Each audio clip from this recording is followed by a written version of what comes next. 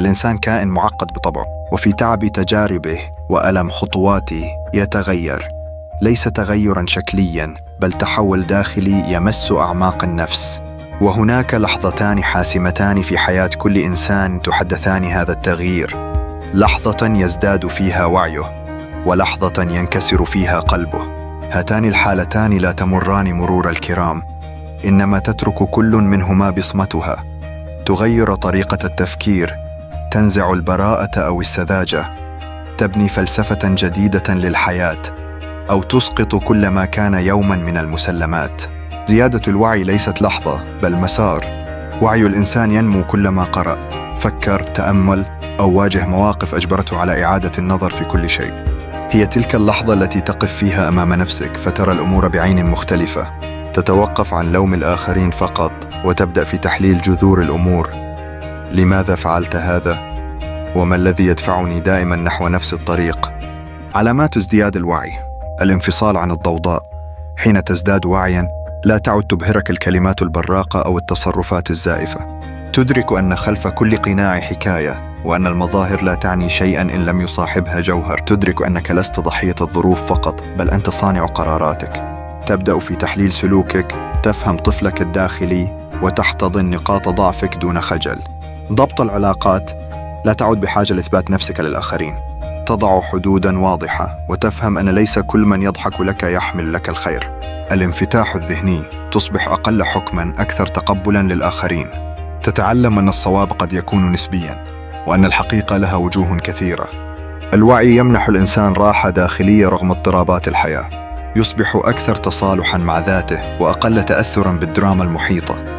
قد يصبح أكثر وحدة من حيث العدد لكنه أكثر امتلاءً من حيث العمق. ثانياً، حين ينكسر قلب الإنسان.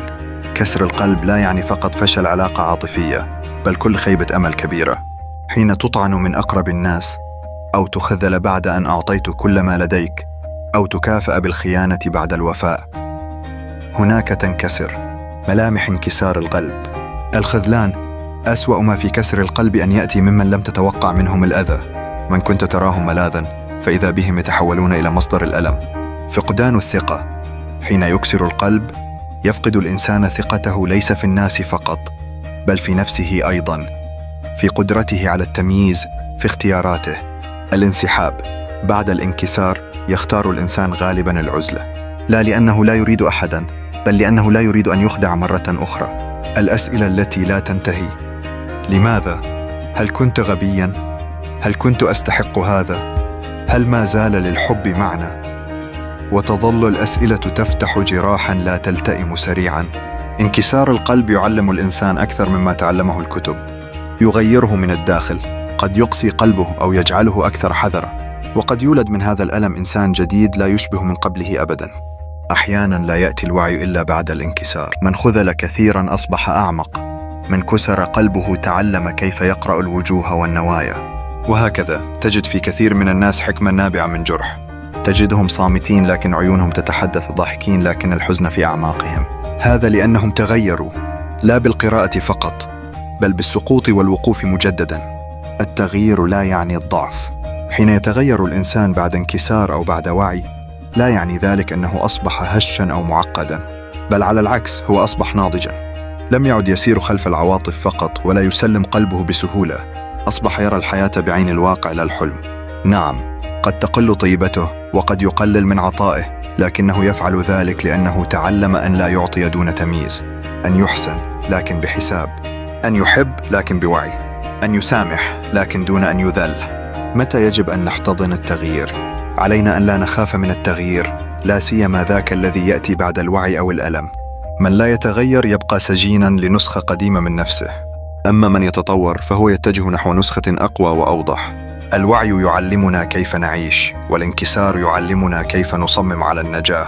في نهاية المطاف نحن نكبر بأوجاعنا وننضج بأسئلتنا، وكل تغير مررنا به كان ثمرة لحظة صدق مع النفس. فإن مررت بزيادة وعي فتمسك بها، وإن كسر قلبك فلا تحزن، لعله الكسر الذي سيخرج منك أجمل نسخك. فالحياة لا تغير أحدا اعتباطا بل تختبرنا لتعيد ترتيبنا من جديد. وتذكر دوما، يتغير الإنسان في حالتين: إن زاد وعيه أو كسر قلبه. والأجمل حين يحدث الاثنان فنولد من جديد.